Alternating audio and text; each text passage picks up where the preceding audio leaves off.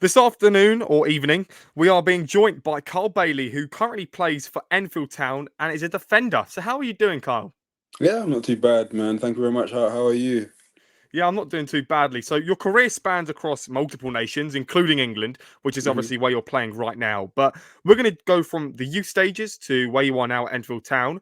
But currently, I just want to ask and get a bit of a debrief on who you are as a person. So, you did start professional football quite late. You Yeah, said at the ages of 18, 19. Why was yeah. that so late?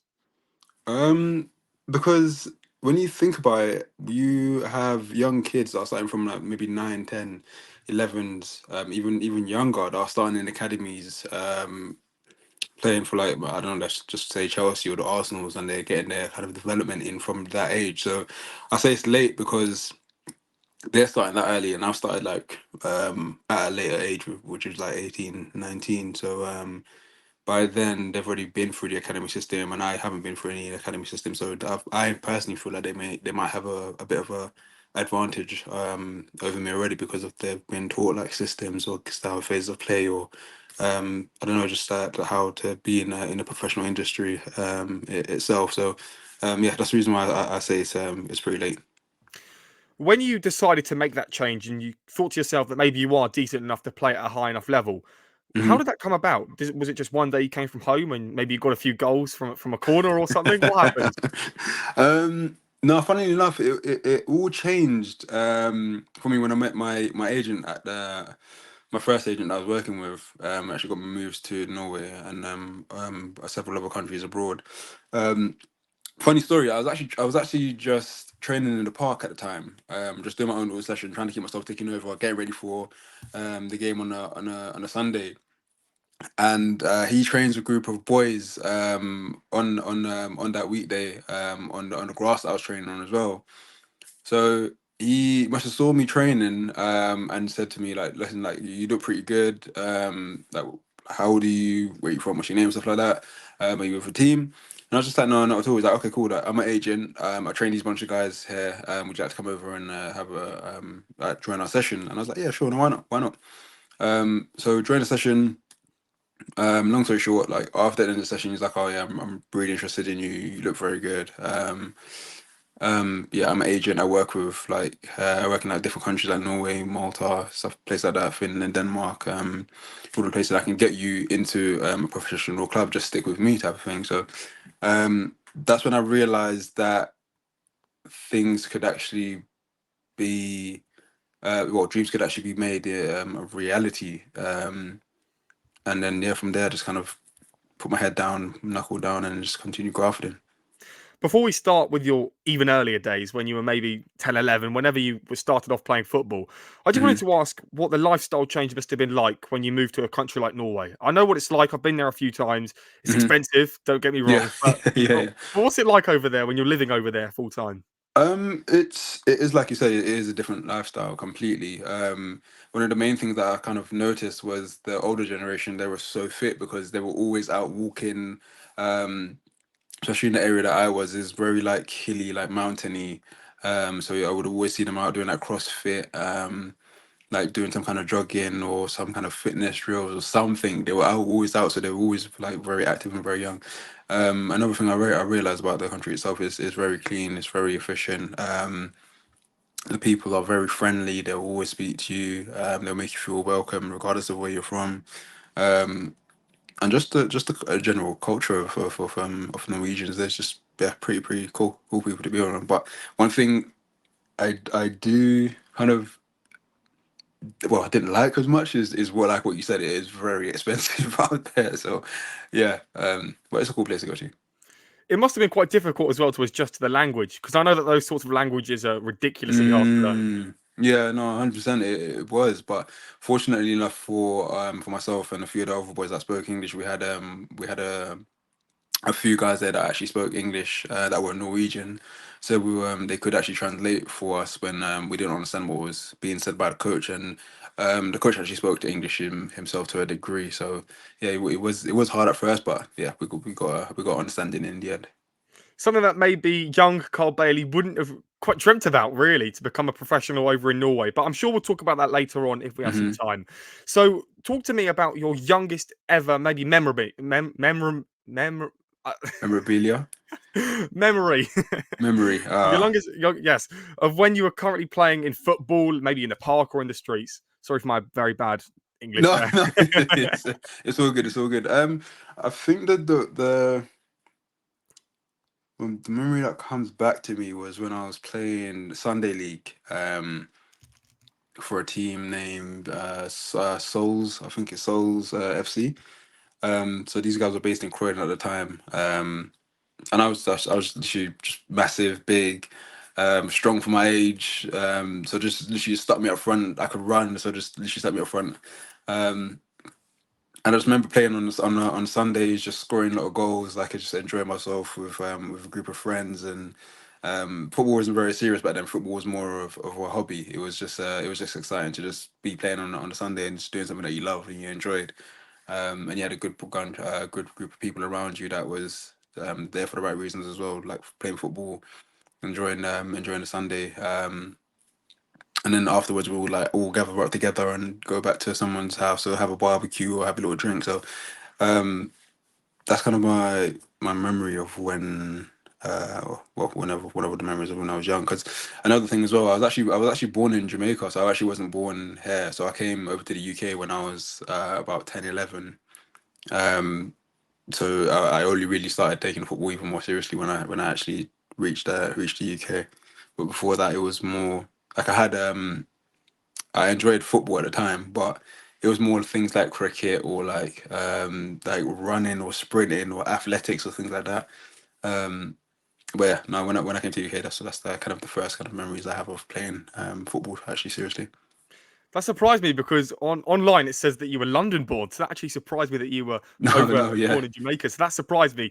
And if people don't know that I'm doing a challenge to interview a player, a coach, whatever they may be, in every single country in the world, minimum, why would you decide to represent England over Jamaica if you had the opportunity?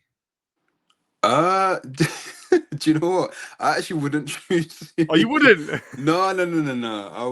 I would definitely 100% like to choose Jamaica if I ever had a chance to. I Okay, mean, to be fair, there was a few. I think it was like 2 3 years ago when I was actually trying to get into the Jamaican national team because it's for me. I love the UK and I love England. And I'm grateful for everything it's done for me, but um Jamaica is my homeland, is where I was of born, is where my course. parents were born, is where Mm. my dad's born, my aunties, uncles, grandma. So I feel like if I was to represent Jamaica, if I was able to represent Jamaica, then that would have been like a great achievement, not only for myself but for my family as well. So yeah, that would probably be the main reason behind Well, that's great because you now count towards my challenge. You're Jamaica. You can it. now. So that's brilliant.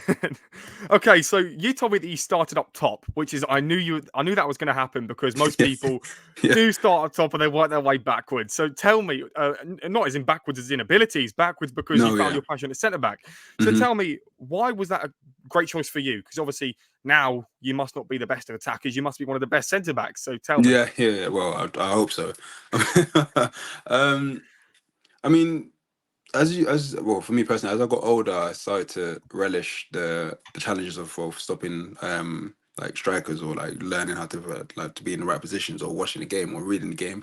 Um, and I remember there was a point where I was well, when I got one of my first contracts, and I was more obsessed with learning about the tactical side of things and the techniques and how to defend properly and how to be in the right positions at the right time. So it was just a constant learning for me. That was the main thing. And another thing that I realized is I like to like see the game in front of me and actually try and help people be in the right positions at the right time and just kind of see if I can watch the game and see if I can find anything different that we can do. Um, which is probably one of the reasons why I actually chose to kind of stay at the centre half position over actually progress backwards because when you're up front, a lot of the times you're looking backwards or your back's towards goal, or you'll have to make runs in behind or something like that. Whereas if you're in a defensive position, you're looking more at the game. You're more in a position where you can see everything that's going on. So um, I enjoy kind of that aspect of the game, and plus and defending as well. And I just like the feeling of let's say smashing someone. I like the feeling of smashing someone and just yeah, denying like opponents' chance to score or just being dominant. Yeah. We'll talk about Enfield Town and how it all progressed and got to there in a little Hmm. bit. But I wanted to know why. So you're 30 years old currently, and obviously you are playing Hmm. at Enfield Town. Is going back to Jamaica to play a bit of football not an option, or could that be on the cards? Not at the moment. I feel like at the stage I'm at now, I'm just trying to kind of just enjoy football as much as I can. While trying to explore other options in terms of career wise, or um, just trying to see where I can progress myself even further away from football, whether that be coaching or finding another job that's actually more career based. But I still want to be a part of football itself because obviously I do have a passion to continue playing. I'm still 30, you know, I can still go on for another 5 6 years maybe if I keep my body in shape, of course. But yeah. That's interesting. So that's just brought me on to another question where I don't often ask people what their sort of daily routine is. I mean, I don't want to get a bit too personal, but if you're going to talk from a footballing sense, what happens on a day-to-day business? um Oh, so it's changed. It's changed so much, like literally from a year ago. So if we're talking about a year ago from now, Monday used to be training um, by myself. Then Tuesday will be training with the team. Um, Wednesday will be a training session in the morning for myself, and then I'll go to the gym afterwards in the evening. Thursday, will be training with the team. Friday, I will do a light gym session, so followed by a light session, another light session. Um, in the afternoon, just keep myself taking over. Saturday would be game, Sunday would be recovery. Um, but now it's changed dramatically. So now it's obviously I've got a job now, so it's a 9 to 5. So I'd wake up at like maybe 7, 6, 7, get to work for 8, finish work by 6, 7. That's on Monday done. So after that, I'm probably shattered. So I'll just go home, just get some food and me relax, get ready for training on the Tuesday. So then on the Tuesday, it will be work, same schedule. But after work, I'll head straight to training. Training probably start at like 7:15. Train, finish about 9, get home for about 10, 11. Um, Wednesday, same as Monday. Thursday, same as Tuesday. Friday, same as Monday and Wednesday. And then Saturday game. Sunday is the only time I get to just have to relax. So I'll just spend some time with my fiance, on my dog, and just kind of try and relax as much as possible. That must be quite difficult to always balance a 9 to 5 as well as I mean, as well as going out to play football and even having the time. And like you say, Mm. you've got to have some sort of relaxation period because obviously, if you pulled your hamstring at work, then all of it could be over. Yeah, So yeah, you exactly. you really have to every minute of the day you really think, oh, I've got a game on the weekend. And how do you feel actually when you know that you've got a 3 p.m. kickoff? Because I know what Sunday league's like, but maybe Hmm. for you guys it could be a bit different because obviously you've got a lot more people watching you. So how does that Hmm. feel? It feels good. I mean, the other day we had an FA Cup game against a team named House Owen, and they had like a fan base of like over 1,000. I think it was like 1,200 or something like that fans that came. So the ground was literally packed. So it was just like, yeah, you still got to prepare, right? You still got to do the right things. You can't like go out on a Friday evening with the guys after work and have a few beers or have a few like drinks, or have like some food to eat or whatever. You still gotta go home, rest because you know you got a game on the Saturday. So and then when you know you got teams like I said to you just now, like a House Owen that's got like a big fan base, you want to make sure that you're doing your best and you want to make sure that you're prepared, that you're prepared for the game itself. So you would do the same things as you would if you were a professional, but it's just the kind of the lead up to that game that's actually changed. So you got a lot of other things that you got to think about now as opposed to just solely thinking about the football aspects of things and fine tune yourself for your kind of abilities or your tactics or like your understanding of what you need to do on a Saturday. Um, as you now you got to think about work and then football as well, and then obviously trying to get yourself ready as best as you can on the Saturday. Your brain must be absolutely like fogged, completely just don't know what's going on next because obviously at the back of your mind you love the football side, maybe you love your work Hmm. just as much, but obviously football for you may be your best passion. Hmm. So how do you? I mean, how do you prepare for a game in the sense of on that Friday evening? So today you've got a game tomorrow. Hmm. For me, I just can't get it out of my head. Oh my god, I've got a game tomorrow. I've got a game tomorrow. How do you Yeah. really? How do you relax? I mean, I wouldn't be able to relax. It's like I said to you before, like literally just home, have some food, maybe chill out with my fiance, with my dog, go for like a walk or something after work. Just try and do things that are not as hectic as like you would do if it was like a normal Friday evening, like going out for a club or like going out somewhere to go have a meal or something. Just try and stay at home, be relaxed, maybe watch some Netflix, watch some TV, listen to music, just get yourself in the right kind of mindset for the game on Saturday. And the way you do that is just by obviously relaxing and being at home, just relax, like having, I don't know, like some company over, or just having a few, I don't know, like drinks, or like when I say drinks, like maybe water or stuff like that for yourself, but like everybody else could have like Yeah. their drinks as well. Just yeah, just finding your kind of your zone where you're comfortable in, to be honest with you. I want to go back to when you were in Jamaica. So you moved to England when you were about 11 years old. Do you Mm. remember what Jamaica was like? Were you kicking footballs out there? I don't remember much, to be honest with you, but when I spoke to my dad like recently, he always used to tell me that I used to love football and I used to always used to like kick football, play football out there as well. But I don't remember anything of it. I remember watching like games and stuff like that, but I don't remember me personally like going out and training and like doing things like that. Nah. I want to go over to when you were in Norway now. I know you've played in Malta, and you can lead me on to that a little bit later. Hmm. When you were in Norway and you're playing what was the team in the third division, and you said that was full time to me earlier, and that's Hmm. about the same as the national Prem or the national Hmm. South. You must have been traveling possibly around the whole of Norway, or was it still like a district sort of reined in? Yeah. So the thing with that is they have different regions. Just because it's Norway, is it might look very small, but it's very long and it's very it takes a long time to actually get to a few places. So they break it down into regions. So our region was I believe it was like the north side of Norway, so it's close to like Sweden and those type of places, like Oslo and those type of places. It's closest to there. So our league was mainly focused on that. Our furthest team that we had was about 2.5 hours, 3 hours away from us, but then everybody else was like really, really close to us. So we didn't really have to travel as much. When you're traveling, like for tomorrow, for example, Hmm. the kickoff's at 3 p.m. When do you start to like leave the house, or do you have to meet up with the team beforehand? Is there a pre-match analysis? It depends on where we're going and who we've got. To be honest with you, so if we like tomorrow we're away. Um, Normally, we would have a coach that we would have to pick us up if it was like a further game. If the game was far away, sorry, but because the game is kind of reasonably close to central London and London itself, everyone just kind of makes their way there. I think there is a coach that leaves from Enfield to go to the ground if you want to actually join. But I think it's like a fans coach, something like that. So if you want to join from, then you can go there. But for me personally, I would just make my way there, and I would tend to leave. Like maybe an hour or two, no, 2 hours, 2.5 hours before, 2 hours before, just to get there in good time, just to chill out, have a look at the ground, get myself ready, to get myself in the right mindset, and yeah, just go from there. You joined Enfield Town in this year, I believe, in July, on Hmm. the 1st of July, I think it was. Hmm. I think you also had the chance to maybe play against Hertford Town.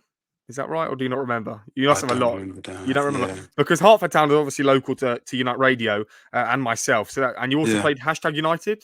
yeah. We played hashtag the other day. What Yeah. was that like? It was actually pretty good. I mean, hashtag they were a good team. To be fair, they were very good on the ball.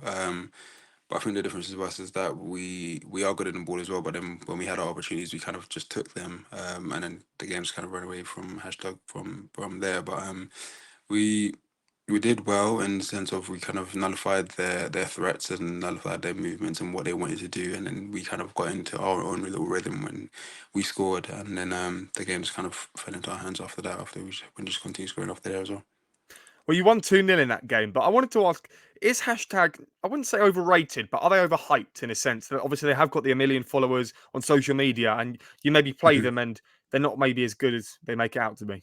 No, I wouldn't say they're overhyped at all. No, of course. If you've been following the hashtag over the years, then you would see why they've got the big following behind them. And obviously, if you're looking at things on the football pitch itself, okay, we beat them the other day. But I think personally they actually played really good football at times, and they just need to kind of, if they're able to kind of put themselves in a position where they can take all the chances that they get, then they'll be a good team to actually keep an eye on. So, in my opinion, no, I don't think they're overrated. I don't think the hype over them is overrated at all.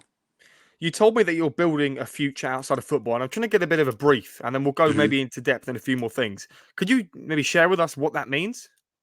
Um, so when I say I'm building life outside away from football, I mean in terms of looking for a job that's out probably outside of football, building a career outside of football in the sense of working in more of a corporate industry, maybe building a career outside there. Um, then kind of slowly progressing away from football because as you know and everybody else knows, football doesn't last forever. So you need to have something to fall back on. And I think there was a stage in my life where I didn't have a plan B at all. It was just literally plan A. And if plan A doesn't work out at all, then when I get to that road, I can look at plan B. So this is me looking at plan B right now. So yeah. As I said, we're going to go in a bit more depth later on, but currently for yourself, 30 years old, you may, like you say, you've maybe got 5 or 6 years left in the tank, if not even Hmm. more. And that might not all be spent at Enfield Town if we're going to look realistically. Hmm. And obviously, you have got a fiance, so you've got to think about everyone as well. You've got to Yeah. think about your dog as well, the whole picture. Yeah. Would you ever think about going back maybe somewhere else to play abroad? Because today I spoke to someone who's coached over in places like Mongolia Hmm. and places like that. Would you ever consider going to a place like that where they can be full time and you can be Hmm. maybe a bit older? I mean, I think that ship has sailed for me now. If it was last year or the year before, then yeah, I think I would still be open to still trying to make it and still trying to give it the last run. But I think now I've put myself in a position where I can actually excel outside of football. Um, and I'm still enjoying football at the moment as well. So it's just like, but nah, I don't think I don't. I've done what I needed to do, and I'm happy with what I've done. I'm very excited to say that I've managed to be a professional football player and I've managed to achieve a childhood dream of myself. So I think now it's time for the next chapter in my life now. So yeah, I've made peace with it. When did so we always know that you are now centre back, but obviously you used to be starting up front. When did that Hmm. change? Did that change when you started to take it more seriously? Yeah, so when I started to take it a bit more seriously, that's when it started to change. So I think um, my first ever semi-pro team was a team named Shearwater.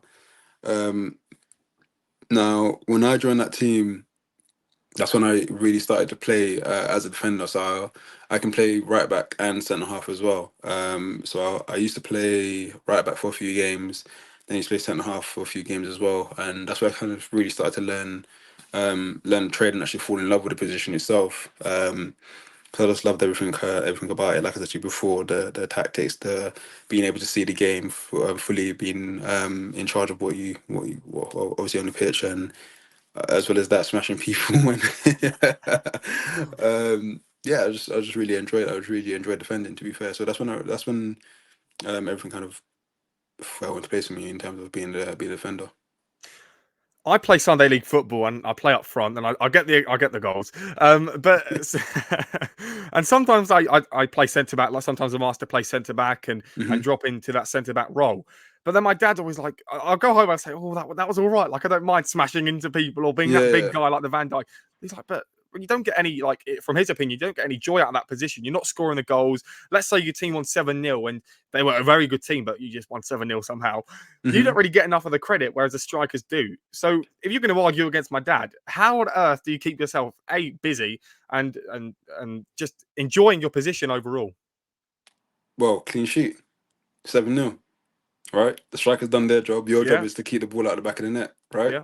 So if their strikers are not doing anything and might be the good striker, and you basically what I like to call it pocketed the striker, or they're attacking forwards, then that's your job done. That's your bread and butter. You know, as much as the strikers they might get a bit of the glory because they score goals.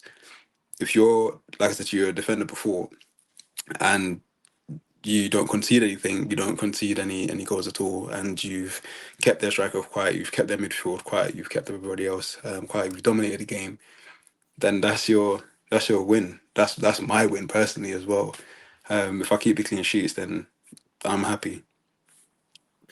How do you feel then when you do keep those clean sheets and you are maybe on top? Because I'm always curious to ask, because Zlatan Ibrahimovic did an interview with Piers Morgan, right? And I'm Mm, not saying it was Zlatan, but I'm saying that he said he felt like God when he stepped on the football pitch, being the arrogant guy that he is. hmm But then I kind of thought to myself, well, when I'm on a football pitch, I feel like I can change the game. As much as I hmm like my team, I feel like sometimes I'm the one, I'm the difference. If you don't hmm start for a certain game, do you? I mean, I know everyone's going to be like really anticipating to get on the pitch, but do you hmm think I'm the game changer here, despite you playing at the back? Yeah, I mean, you have to kind of have that mindset. If you're especially if you're not playing as well, like you need to always be the one to think, oh, you know what, maybe if I get an opportunity now, I can definitely come on and get a goal. Like it doesn't matter if you're a defender or midfielder or a striker. For a striker, okay, it's a bit easier.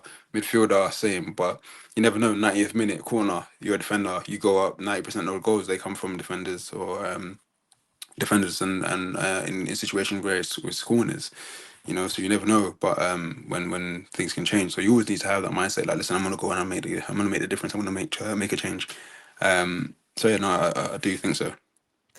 When the ball comes in from a corner and you get your Mhm. head on it and you score, what is that like? How does that feel? Especially such a clean header. Um, it feels really good. I don't know how to explain it, to be honest with you. It's just one of them things where it's just like yes, like I did it. Like it's just overwhelming joy. I call it. I see it as um it's like a I don't know, like you get a new pair of boots, or like you get a new, I don't know, you get a girl or friend or something. I don't know. Yeah. It's like you just wanna, you just feel excited. You feel happy. You feel a lot of joy. That's my thing. I reckon. Let's say you don't start, right? And I hope you do start, but what happens if you don't Hmm. start? And like you say, you told me that you've been working the 9 to 5. You're probably getting excited as the days progress. That, oh my God, I got a game on Sunday. Yeah. And then you get told you don't start. And obviously, the week of preparation is for every professional footballer and people like yourself that do the individual as well as the team sessions. How do you feel? Do you feel like the week is possibly a bit wasted? I mean, let's say you don't even come off the bench. How do you feel Mm. in that whole week of preparation? I mean, for me personally, if I'm not starting, um, I don't look at it as a negative. I'm old now. I'm an old head now. I've experienced a lot of highs and lows in football. So what I tend to do is I will go into the change room and make sure that everybody's on the game. So I'll speak to everyone, make sure that I'm giving them like support and confidence, and just letting them know that, listen, yeah, like, we got this. Let's do this. Don't leave anything kind of out there.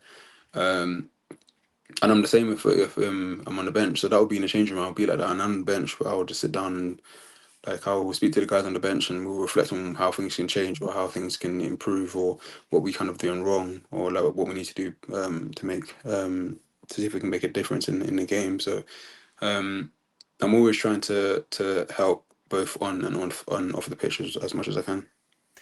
Are you a leader? I would consider myself to be a leader, yes. Especially on the pitch. Um, Off the pitch, I try to be as much as I can. I try to do that by giving advice where I can, helping where I can, and if any of the youngsters they need anything, then I'll try and advise them as best as I can. Any of the older lot, obviously, we share our stories together, see where we can kind of find equal ground, and see if we can suggest anything that will be able to help the team. On the pitch as well, I do like to say that I am a leader as well, because I'm very vocal. I try to demand as much as I can from each of the players that are around me, and even myself. To be honest with you, um, when things ain't really going right with myself, I will be my biggest critic. So yeah, I feel like, yeah, to answer your question, yeah, I do think I'm a leader. Yeah. But I know what you mean when you say that sometimes you are the biggest critic of yourself, and sometimes you just want someone to reassure you that everything will be okay. Mm. Is do people like yourself? Do they need other people in the changing room to also be a leader, to also get around you and put your shoulder around you?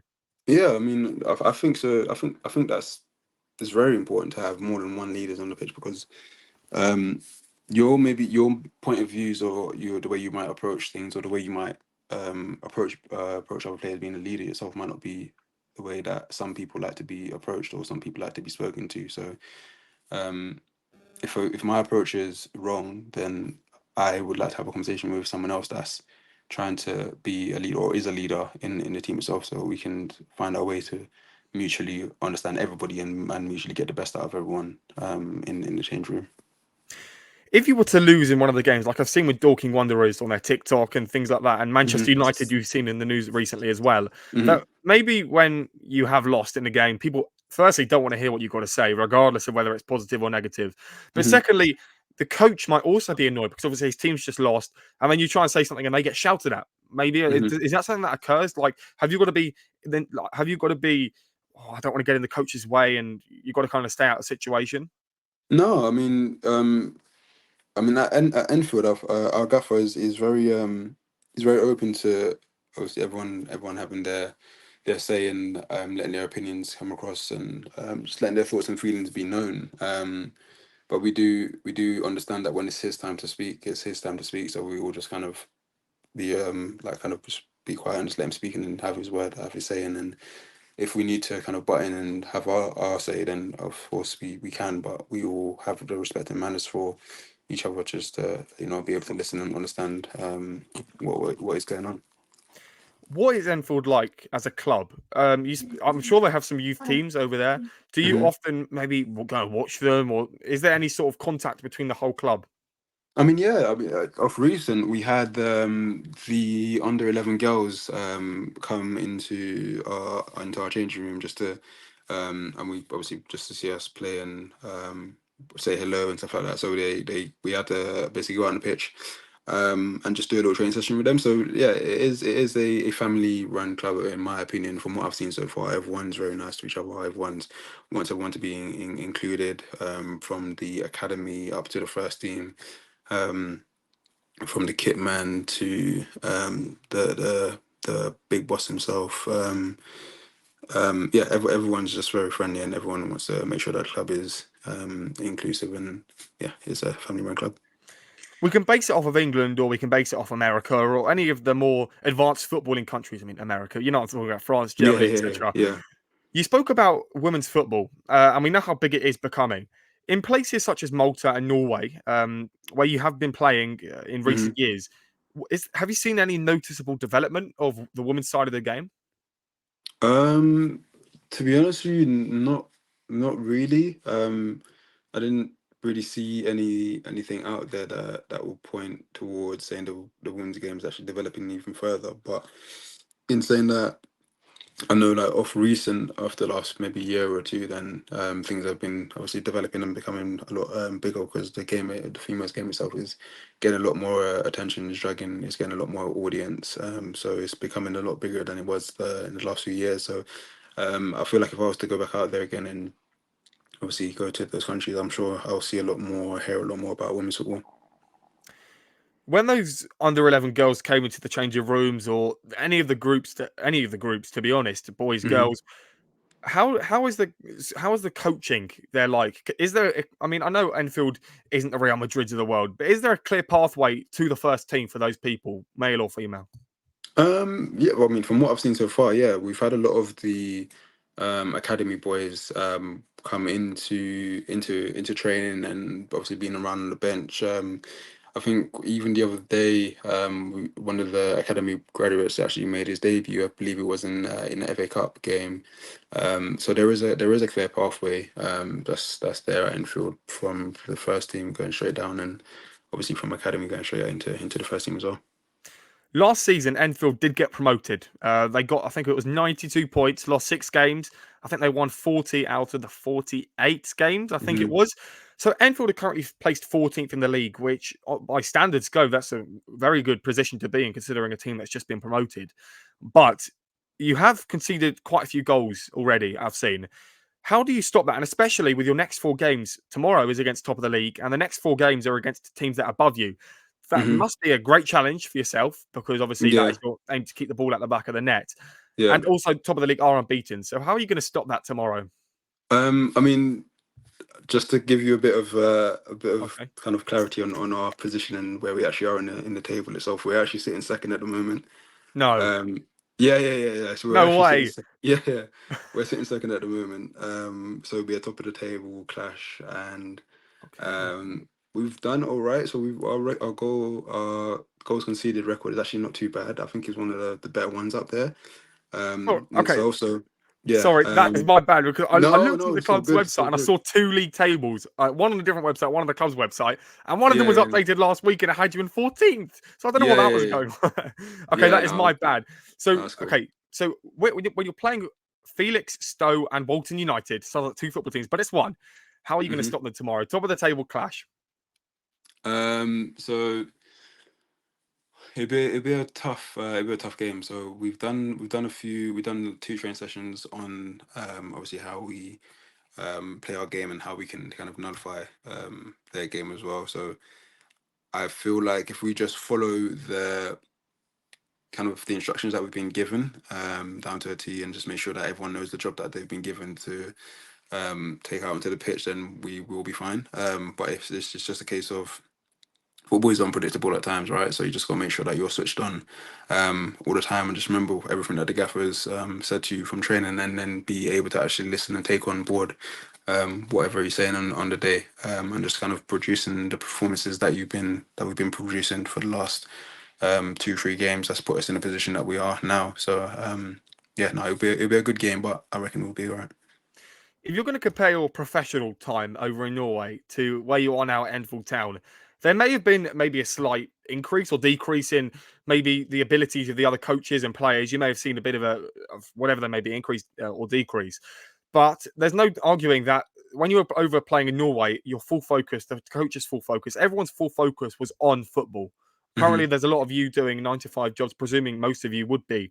Yeah. So that must have been a bit of a switch in itself. So, how did you go from football's my life to I'm now working in 9 to 5 as well as football? Like I said to you before, it's the age actually catches up to you. So then you got to start looking at um like other venues of bringing in income, and obviously looking at reassessing where you want to be in the next few years and what you want to have in the next few years as well. So um I think that's where you kind of, depending on where you are in your professional career as well, to be fair, and what you've actually done. But yeah, it does. It will always get to a point where you need to kind of decide, okay, cool, is this where we want to continue going down, or are we going to look at something else? And for me, that time came now. So yeah, this is why I'm kind of exploring the opportunity now. To be fair, I could have tried to play professionally again because I still had a few options out there, but I kind of just weighed up the length of the contracts and how long I'll be doing this for, compared to how long I could be doing the career that I'm in right now. How long until your contract expires at Enfield Town? How long are you there for? Just a season. Just a season. So, would you say that you've got 5 or 6 seasons left? Are you currently exploring options to go elsewhere? If so, are you going higher, lower, abroad? Um, At the moment, I'm just enjoying the football as it is, just enjoying the moment. I'm not really looking too far ahead of myself just yet. In saying that, after the season, who knows what could happen in the sense of I could probably go higher or stay in the same league. But I do think that my time going abroad is completely over at the moment. You did play in England last season, I think it was, at Hmm. Hungerford, Hmm. where you faced relegation in that season. I'm Yeah, not entirely sure because the non-league system is just ridiculous, and how many teams there are. The steps yeah. just absolutely bamboozle me. Is Hungerford higher or lower than Enfield? It's higher. Well, it would have been higher last season, But but they this both swapped. season. No, no. So this season they obviously they got relegated into the same league as Enfield. It's just across a different kind of borough, I would say. Yes, okay, yeah, that's understandable. So when you were at Hungerford Town, what was it like there? Oh, it was really good, man. I really enjoyed it. So that actually came about after I went to Enfield, Hungerford for about 2 seasons. So the first season, the move came about after I finished playing in Scotland.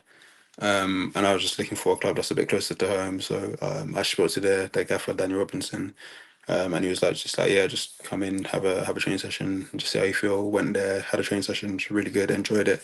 Had some top players there. And in the first season, everything was really going well. It was really good. Was enjoying it. We were fighting for promotion at one point, but didn't manage to get there in the end.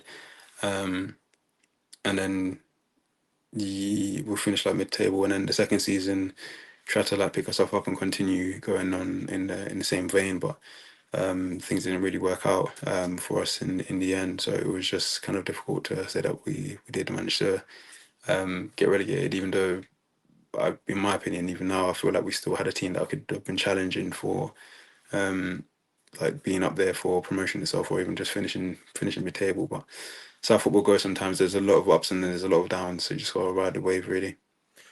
You say that you could have been on the other side of the table. You could have had a completely different season to what it turned out to be. I want to Mm. ask two questions here, but I'll ask this one first. What was it like when you got relegated? That feeling of, oh, we're down. How was the mentality around the team? Devastated, absolutely devastated. Sad. Never been relegated before in my career. Um, yeah, it was just very disheartening. Yeah, yeah, it wasn't very good. It wasn't very good at all. And why didn't the season pan out then that you could have been challenging for the title? Was it just a case of maybe a 2-1 loss and you were just unlucky every week? How did it pan out? Yeah, it was just exactly that, really. It was just some results weren't really going our way. Like there was some times where we had like a lot of chances, we just weren't taking them, and then the team will have like a chance and they will take it. It was just a mixture of just those type of things and just not having the rubber the green at some time at some points. But great club. I really enjoyed my time there. Is what I can say for that. What have you learnt then from playing abroad? I mean, I like to talk about abroad because you learn a lot of different things. Maybe the Norwegian football could have been a bit slower paced, and that Hmm. maybe have suited you compared to a faster paced non-league. So yeah, Hmm. tell me what it was like, experiences that you've brought over to Enfield Town. Um, I mean, I learned a lot of a bit more about the technical side of things in football, um, tactical, just kind of those type of aspects to football. So that's one of the things that I've actually brought over from there, as well as my some of my leadership abilities, like being able to dictate where we should kind of be on the pitch and how to kind of be on the pitch, and um, yeah, I feel like those are the things that I've kind of taken from there, and like as well as that my professionalism as well. There must have been some difficulties in your career aside from that relegation, the first relegation that you've ever faced. Hmm. Could you name me any other difficulties that you've faced? It may have been your time in younger football, or maybe, Hmm. yeah, just tell me. Um, there's plenty of times where I thought that I was going to get the contract that I was waiting for. I thought I was going to actually sign my first ever contract, but it didn't. Things actually didn't pan out the way I wanted them to. So that was very hard to take. So there was a time where I went on a trial and I did really well. The coach did like me, just after they liked me, they actually wanted to sign me.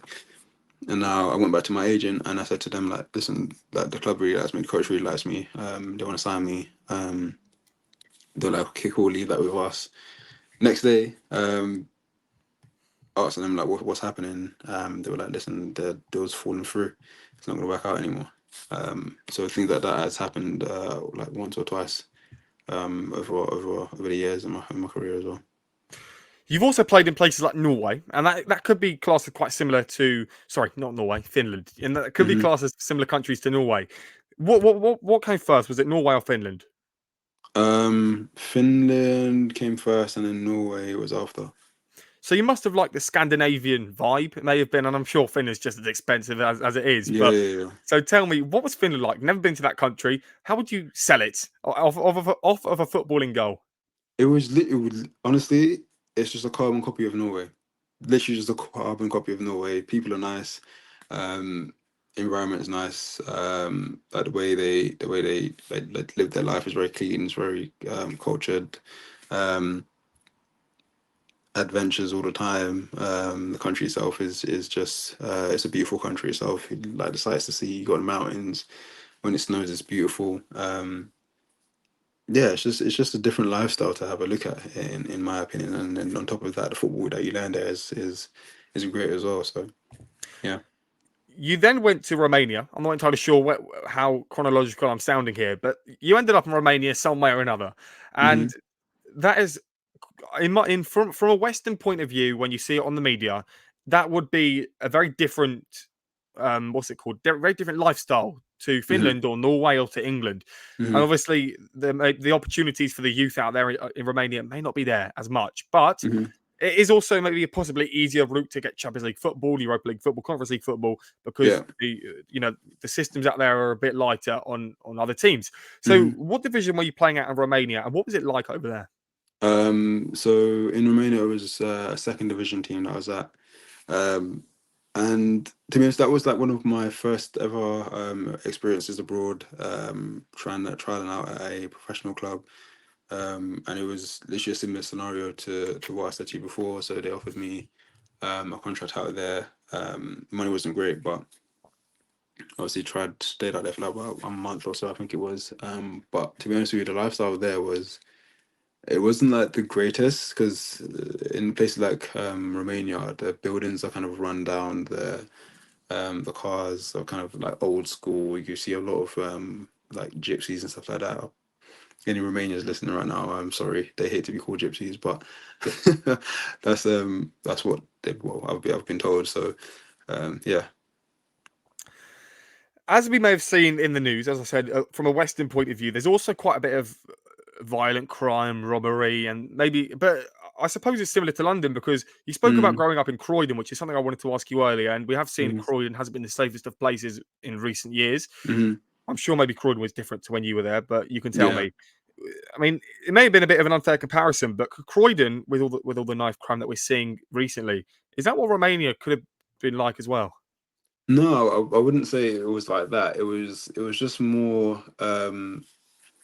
I think the people were very peaceful and very calm and very like happy, but it wasn't very developed.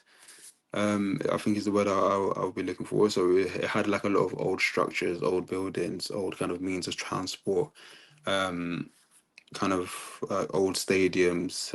Even though they were massive, they were like very old and were very modern. The technology back then wasn't very advanced in itself. So, I mean, that's what I mean in the sense of it was kind of like old and not developed. You said that the stadiums over there were quite big. So tell me, there must have been maybe a few times where you could have been playing against a few thousand. I mean, with a few thousand people in the Yeah, stadium. yeah, yeah. What I was the mean, maxed out crowd?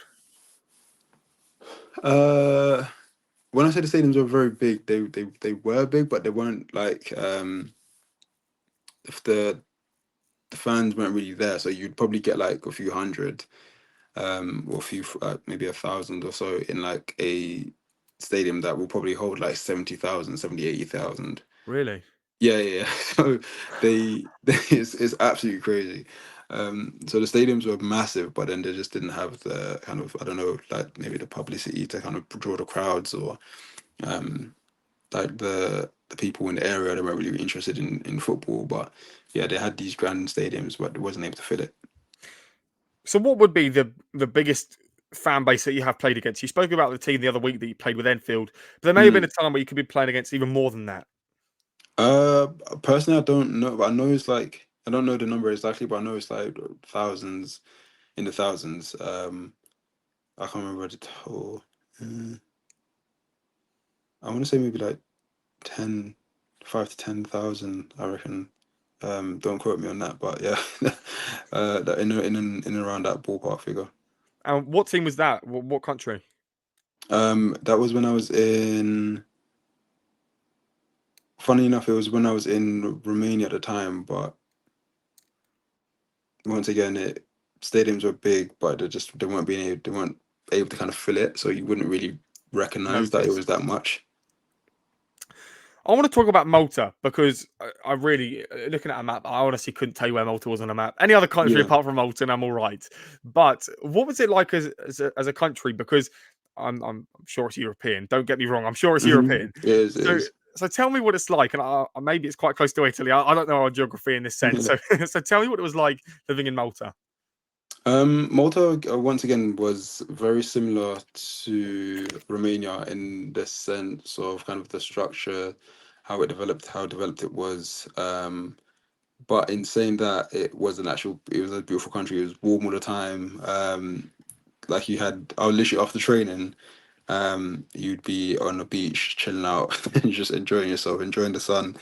I think at one point I was saying to myself, I'm literally getting paid to be on holiday right now because I didn't see football as a job at all. Like I was, that's what I wanted to do. That was my passion. I was just enjoying myself, to be honest with you. So, Malta is one of the countries I'll definitely recommend. I'm going to.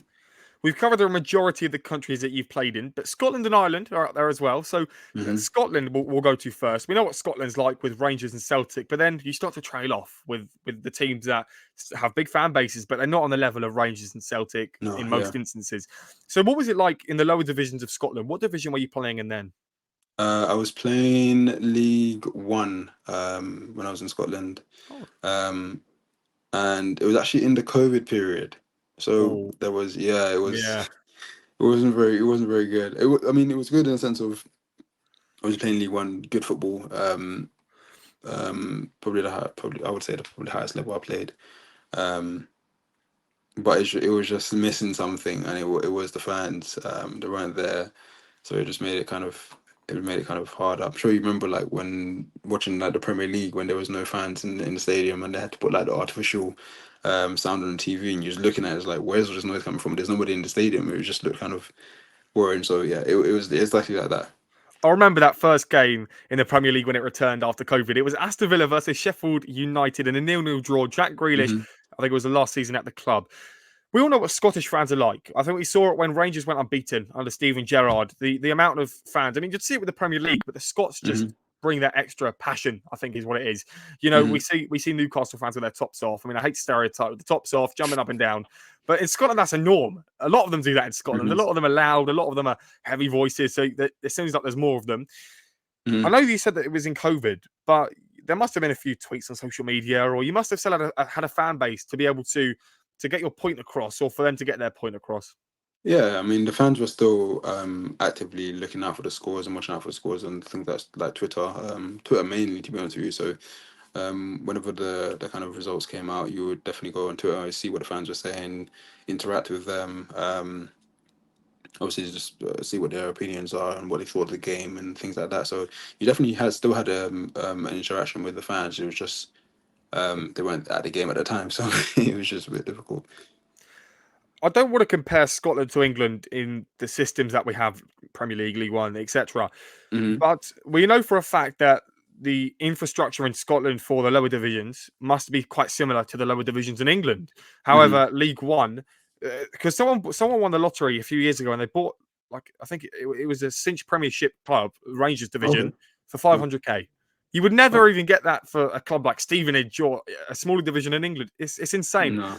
But at the same time, I think you could tempt people to move to Scotland, right? So tell me, Mhm. and then I want to know as well because the opportunities over in Scotland are there, and you're used to those kind of opportunities despite you Mhm. playing in COVID. And you said that you want to hang up the boots in a few years, but you want to do something outside of football. Why Mhm. wouldn't you do a coaching role or something like that over in Scotland? Maybe in the media. Why wouldn't you decide to do something like that? I mean, I tried to do a bit of coaching before in the past. I tried to get my actual coaching badges itself, but um I don't know. I feel like there's a lot of other things out there that I could actually be doing with myself, as opposed to maybe stepping into the coaching world. And like I said, to you, I feel like I've given football a lot of my time and a lot of my effort and a lot of my energy. So I just want to kind of explore and see if there's what else is out there, see how else I can develop myself and how I can push myself to be a better person outside of away from football itself. Ireland. What was Ireland like as a country? We're going to go through all the countries and we've gone through most of them already, but Ireland must Hmm. have been, again, a country with little infrastructure, but again, crazy fans. So tell me, what it was like playing over in Ireland, and was that before COVID or after COVID? That was before COVID. And with Ireland itself, Ireland was funny because um, I went over there on a trial at the time, and I played like I think it was like two or three games, I believe it was at the time, and it was really really good over there. I enjoyed it. I thought I did well. Thought I was gonna get thought I was gonna get like one of my first professional contracts over there. But once again, it's just one of those scenarios where it actually just didn't work out in the end. But from what I learned and what I've seen from obviously playing there, it is. It's not too far off. It's not too far off. Maybe like the UK in the sense of like the way things are run. Obviously the structure. Going to like places like Dublin, stuff like that, which is like capital. It's like same as London, so it's not too far off. And in the sense of the football is probably similar to like a I would say like a national south, or maybe some teams are actually on um national prem, maybe league, low league two type of level. So yeah, no, it's great infrastructure over there, I reckon, for football if you're trying to go over there yourself. We're slowly running out of time, but I would like to ask what advice you would give to aspiring footballers, because someone like yourself, it could be on the same path as Jamie Vardy, where they started quite late and they were playing. Hmm. I suppose Vardy was playing, but not at the highest of levels. But for yourself, you started off later and then you ended up playing professional. What Hmm. advice would you give someone like me who would like to? I mean, not myself personally, but people who would like to Yeah, be yeah, up yeah. there and play for the biggest teams in the world. What advice would you give? Um, I'm gonna sound so cliche here, but just don't have any regrets. Literally, because if you've got an ability, you've been blessed with a gift of playing football and going out there and doing something that you love, I would definitely say just follow that through. Not a lot of people out there have got the ability to play football, and a lot of people who do have a lot of regrets in their life. And I'm not saying that I don't have any myself, but um, if you feel like you've got the ability and you've got the hard work, dedication, and the time to actually put into something, definitely go for it. It can be anything, even outside football itself. But try to have as little regrets as possible. You also played for Met Police. And today I spoke to a football coach who, as I said, currently coaching over in Mongolia, but also coached in Bangladesh. And he Hmm. coached Met Police over in Bangladesh, or police or policemen, whatever they were called. Hmm. What is? I'm always get confused when I'm on Football Manager and I'm seeing Met Police. What does it Yeah. mean? Is it a group of policemen? Because he told me earlier that you had 18 people who are policemen, and then you had 5 foreigners, and then you can have 5 professionals, or something along those lines. Is it just a group of policemen playing football? I believe at some stage, I think it was a few years ago, it was just for policemen. Um, but then over the years, I believe they've opened it up to like the general public and just anybody that's actually good enough to play football at a time to actually come in. But no, I do believe at one point it was actually just for the policemen itself, and they were just a team of policemen at one point, but now they're not. Were you a policeman then, or were you just good No, enough? no, No. no, no, I wasn't. I wasn't. I was just, yeah, I was just a footballer trying to make it. To be honest with you. And you did make it, actually. Yeah. And I'm really, really happy that you've joined me today, Carl. Really, really appreciate your time spending with me, talking about everything in your career, and hopefully we haven't missed anything out. So thank you very much. No, no problem at all. Thank you for having me out, and me on the channel. And yeah, no, it's been a good experience today. No problem. I'll talk to you soon, Carl. Thank you very All much. right, cheers, man. Take care.